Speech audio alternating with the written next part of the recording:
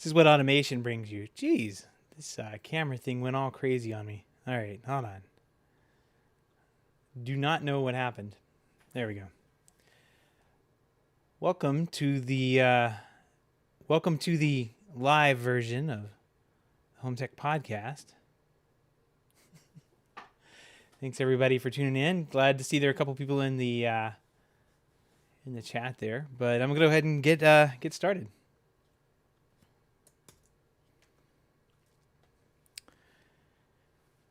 This is the HomeTech Podcast for Friday, March 19th from Sarasota, Florida. I'm Seth Johnson, and welcome to the HomeTech Podcast all about all aspects of home technology and home automation. This week, we've got to dive into a couple of HomeTech headlines and some sad news from Apple. And, of course, we've got a nice pick of the week. So, but first, I do want to quickly chat about, remind everyone, and I guess if you're listening to the podcast, you probably have missed out on it, but we're doing our first Home Tech Talk tomorrow, which is Thursday. So today is Wednesday, which is St. Paddy's Day, so happy St. Paddy's Day. Tomorrow is Thursday, and on Thursday, around 3 p.m. Eastern, we'll have our first Home Tech Talk. We're going to be talking about video distribution. We're going to talk about a couple of product launches that happened this week, a couple of Q&A, but mostly around video distribution and what versus streaming. Like, is what's the relevance of a video distribution system right now in streaming? What are the advantages or disadvantages of having something like that? I think overall it'll be a pretty good conversation. Also talking about like what products work, what don't, that kind of thing. So excited to have that, finally sit down and have that conversation among peers. I still have a video distribution system in my house, and it's funny. It's like I've got a 1x4. How many TVs do I have? 3 TVs. I guess I have a 1x4 technically, but it's like an IP video distribution system. I don't actually need what I have, but I have it. And there's a couple reasons it's convenient for me, and I'll save that for the conversation tomorrow. So with that, let's get started with the Home Tech headlines. Oh boy. So, hold on, gotta play the sad music here. All right. Gotta say, dearly, we've lost a good friend this year. So, dearly beloved, we're gathered here this day to mourn the loss of our dear friend in a can, Siri in a can. And you played music from a single source of music, but you did it well. Not well enough for me to subscribe to that garbage Apple Music app, because I wasn't going to use that app at all. And Spotify has the app experience nailed a lot more.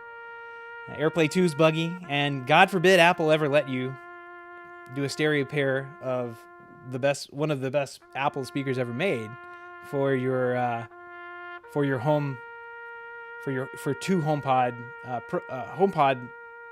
on your Mac computer. God forbid they ever let you do that.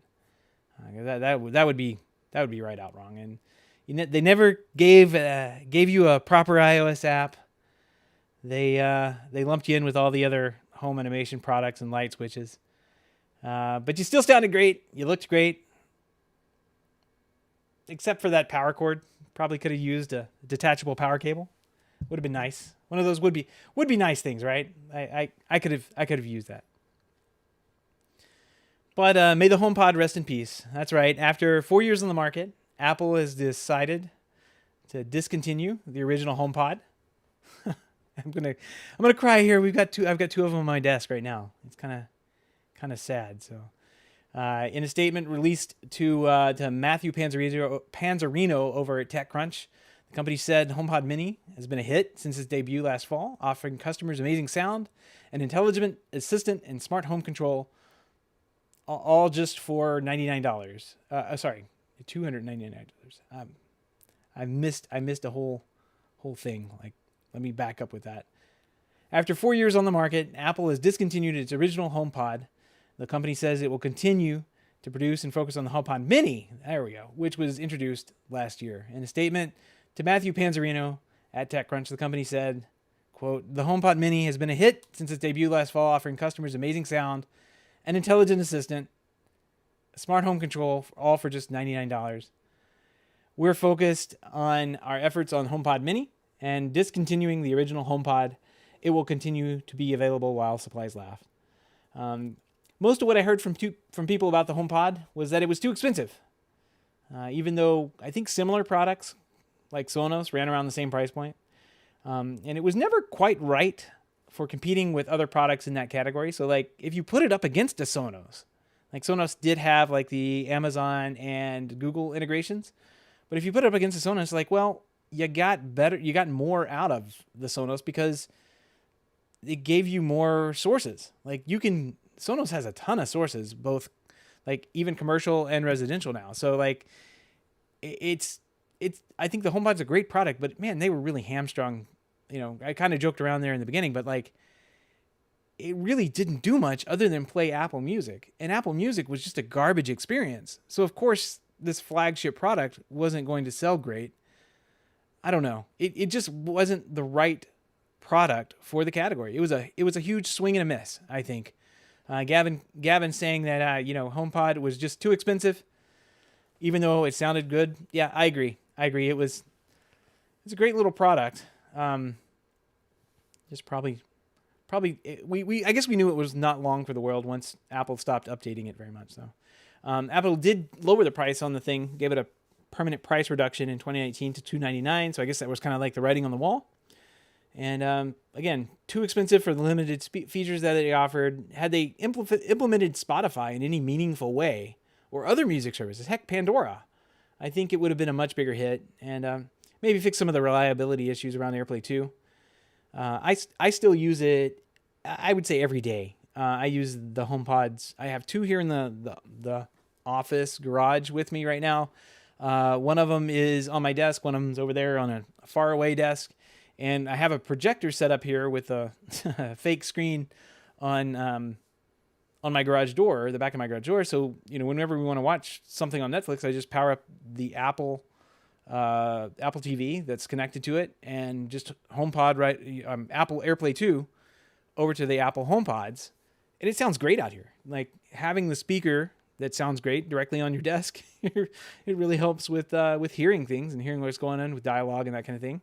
It's great bass response. It's a great sounding product. Absolutely great sounding product. Just a huge miss on the services that accompanied it. And I think it was just really hamstrung by the product managers inside Apple. Like they really needed to open this product up to more than Apple Music.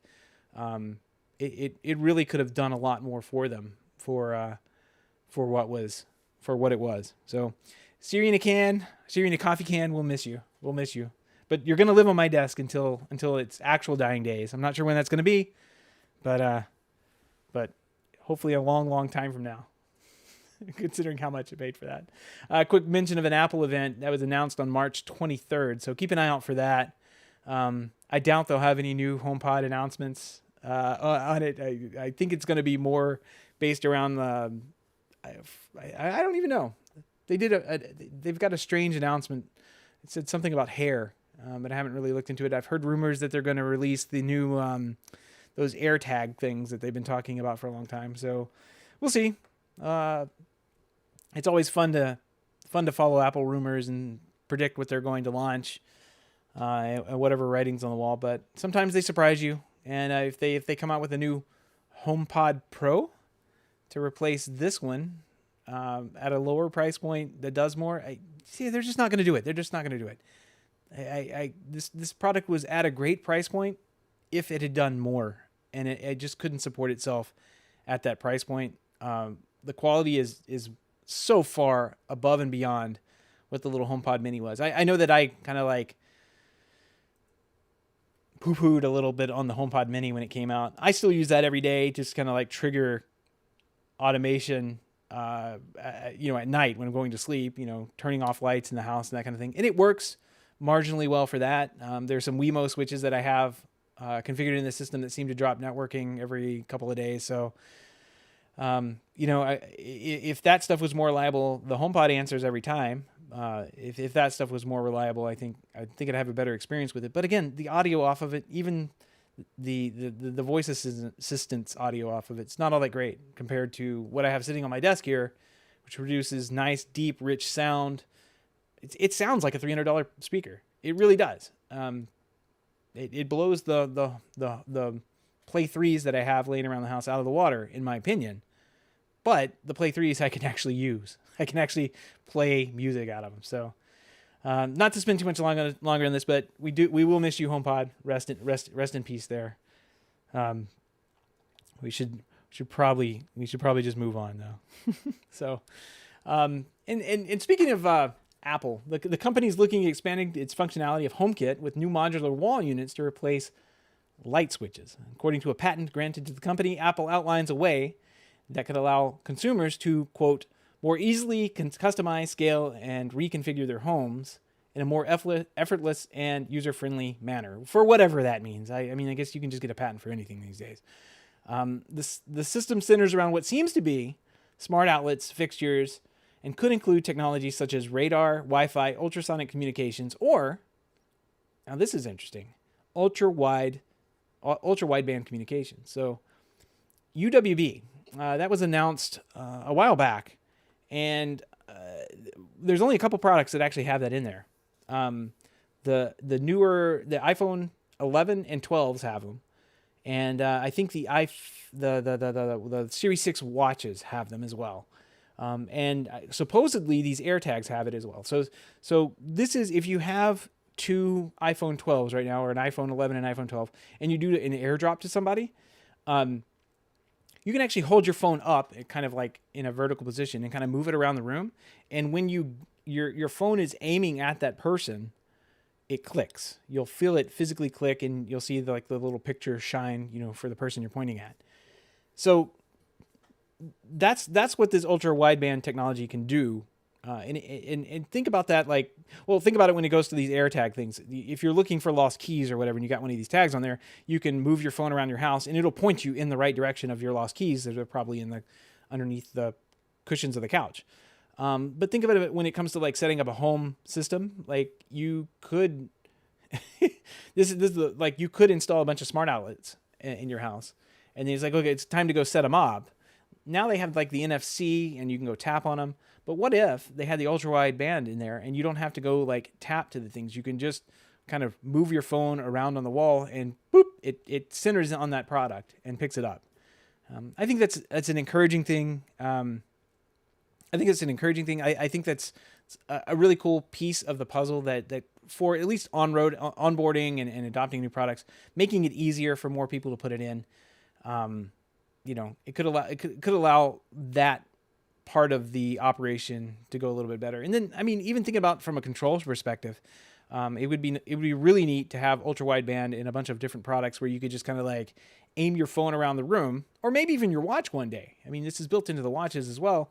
Maybe you could just hold your wrist up and say, turn that light on over there, and it knows what light you're talking about because you're facing that way. So I don't know. We'll have to see. Of course, you have to the last line of this article here that we'll link to in the show notes. Apple files numerous patents applications on a weekly basis. So patents are a poor indicator of or when a particular feature or technology will actually make it to market. So fun to talk about, but maybe not always a leading indicator of what's actually going to happen next. So.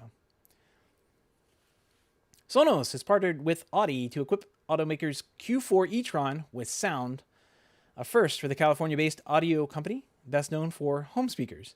The news was confirmed Tuesday by Sonos CEO Patrick Spence after Audi published images of the Q4 e-tron interior showing the Sonos logo. So on the door panel itself, instead of saying Bang & Olufsen or whatever, it says Sonos. That's kind of cool. Here we go from a quote from Patrick Spence. We want it to be in all the different categories of audio, and a big chunk of that is in auto. Our first partnership of bringing our sound experience to automobiles is with Audi. It's not a bad partnership. I think Audi is especially the Q4 cars. Those tend to be like the Apple of cars. They have all sorts of features. Audi doesn't seem to be scared of putting a computer in a car and letting do what a computer is supposed to do. So not a bad partner. With the announcement, Sonos joins a long list of audio companies that have made the jump to autos, including Bose, B&W, and Bang & Olufsen. The partnerships are seen as a way for home audio companies to diversify revenue sources and for automakers to use brands known for premium audio to sway your buying decisions. So kind of an interesting story. I like the partnership. I like what it could possibly mean for Sonos in the future. Like, you could get a Ford one day and have a premium Sonos audio system. I think this is kind of like the road for Sonos, in my opinion. Like, Sonos should be branching out into different market spaces. There's no reason that they should end with home audio when they offer such a decent. And I say decent, like, the app could be better. I trash the app every chance I get, but they do offer a great experience, and the ability to like group all of your music sources together and not live in these like silos is actually really nice. And it's a feature missing from a lot of like home audio products these days, especially in the consumer space. Sonos really lets you do what you want with the gear when you buy it, and that's I've always found that quite nice. So something to keep an eye on. Hopefully it would be nice to see Sonos built into like TVs, right? Like, you just have the Sonos in there. Maybe you'll get a nice screensaver, kind of like what they do with the music choice channels on your TV. If you have cable, you have those music channels. Why not have that with Sonos? Have the Sonos app, have it as another endpoint in your audio chain at the house, and play music out that way. Just an idea. They don't have to do it. All right, with its latest Nest Hub, Google has added a surprise feature that could make the smart display more helpful or more creepy, depending on how you look at it. The second generation Nest Hub has a Soli radar sensor that detects motion, and it uses that data to determine if you're asleep. And so, a quick history on Soli. It was a product that was part of Google's advanced technology projects division, and it uses radar to detect motion at various scales. So it was first implemented on a mainstream level back in the Pixel 4, and you could actually wave your hand over the phone, and that allowed you to unlock it or wake it up. And then I think it's also in the Nest thermostat, like the latest Nest thermostat, and it helps recognize if someone's in the room. So kind of a broad range of uses of a radar technology. Kind of a cool idea. So what they're doing with this, Soli will allow the device to watch you while you sleep. And I put that in quotes because it's not using a camera. Like, there's no camera on this product at all. They've removed the camera completely. So less creep factor there, but this radar can watch you sleep too. Google is calling this feature sleep sensing, and it's totally opt-in. You'll need to set the display up within a couple feet of your bedside and angle it towards your torso. After a calibration and setup process, the sensor can catch movements at an incredibly precise level.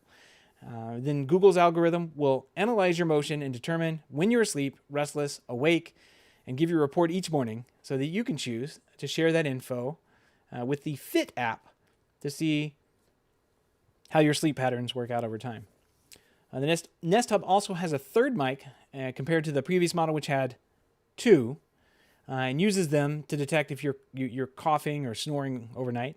This is kind of wild. Like, it's a snore microphone. So, okay.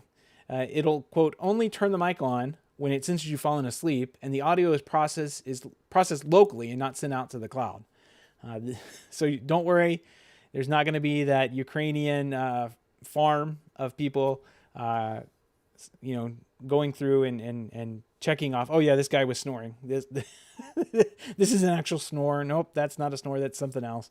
The display also has a new temperature sensor, which it uses in addition to the ambient light sensor to identify changes in the environment.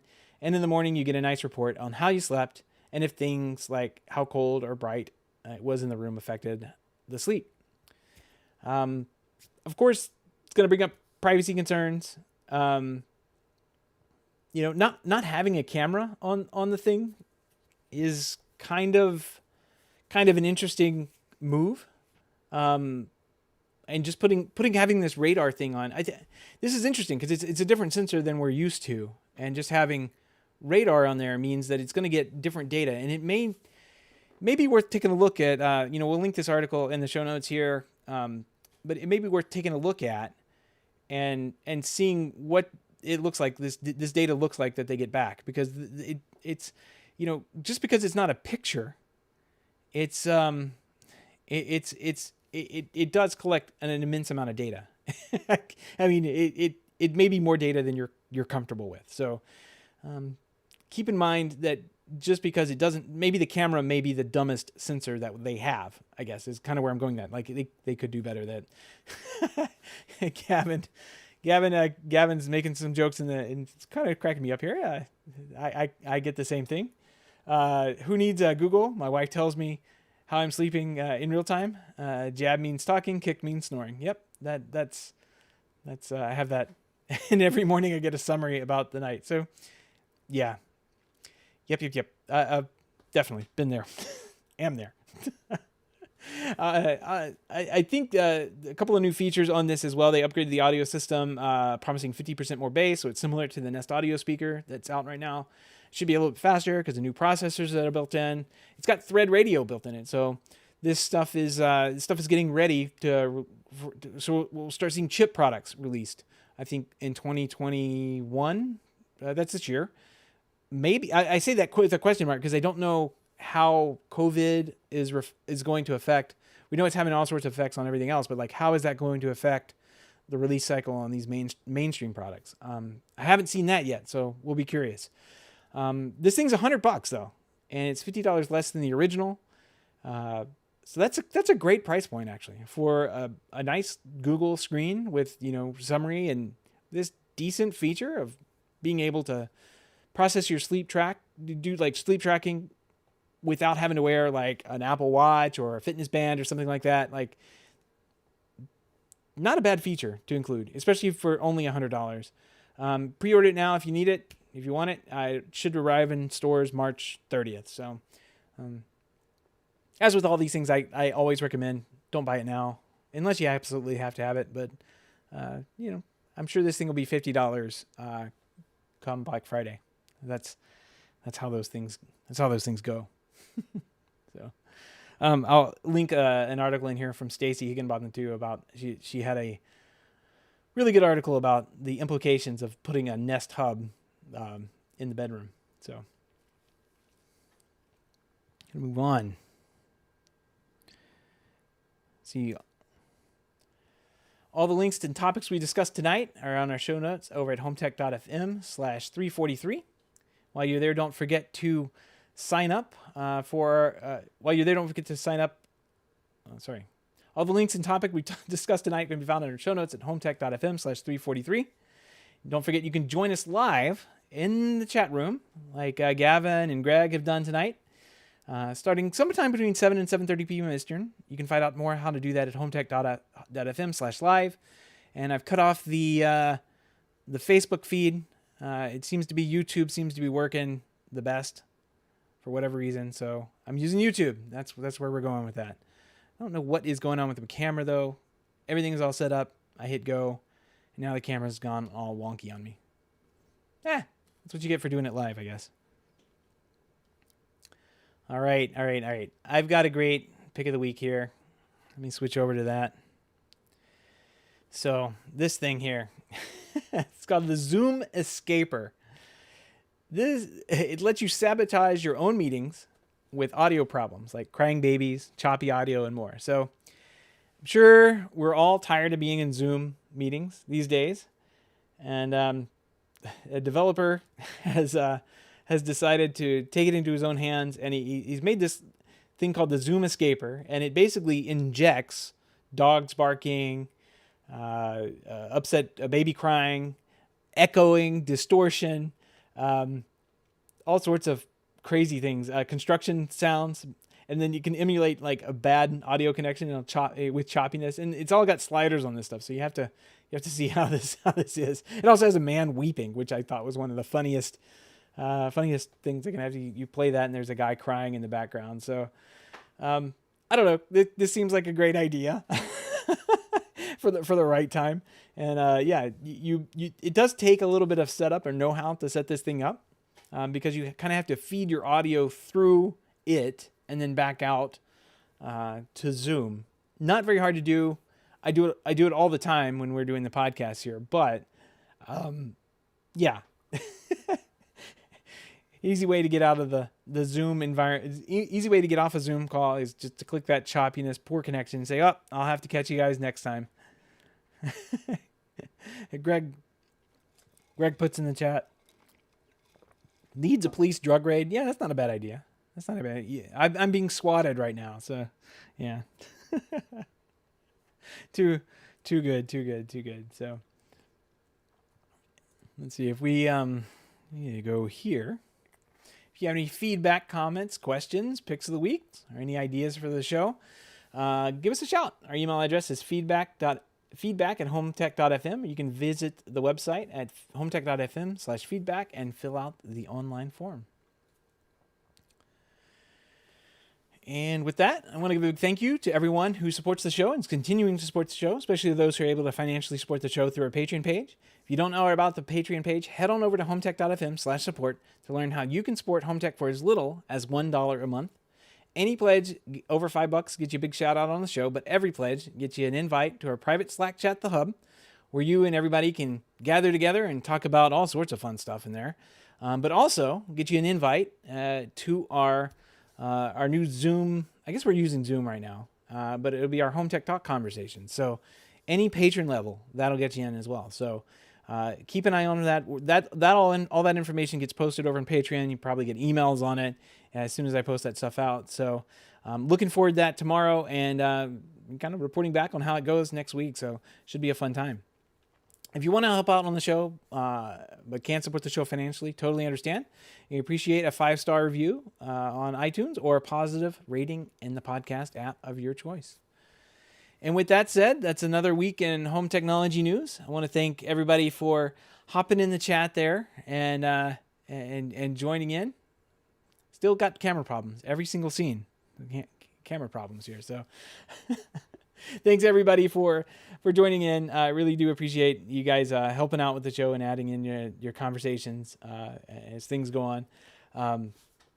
Next week, I will have an interview, so that should be interesting, and we'll see how that goes.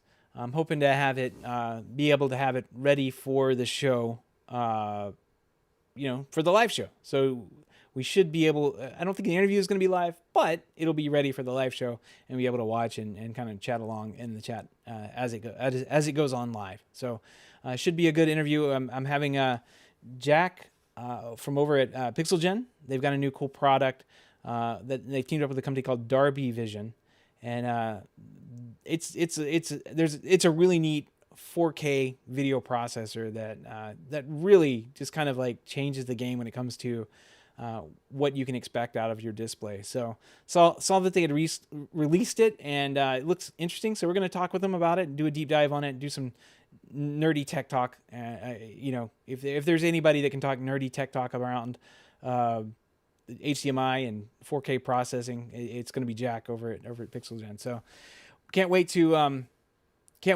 chat with those guys next week.